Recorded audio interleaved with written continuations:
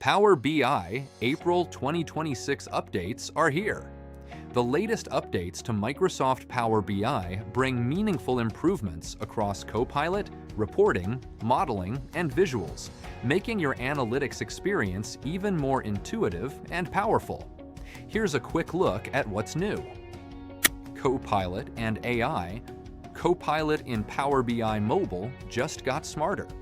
You can now chat with your reports directly from your phone or tablet, ask about KPIs, uncover what's driving your numbers, and even generate AI-powered visuals on the go.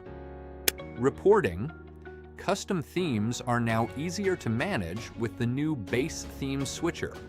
Access it via the View ribbon, then Themes, and seamlessly toggle between modern defaults or revert to previous base themes while updating your custom designs. Modeling.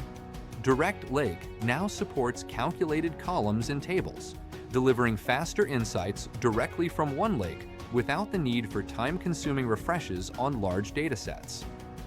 Visualization. The Date Picker by PowerViz introduces a more flexible and modern slicer experience with presets, pop-up mode, smart labels, and rich formatting options to keep your reports both functional and on brand. Stay tuned for more Power BI updates.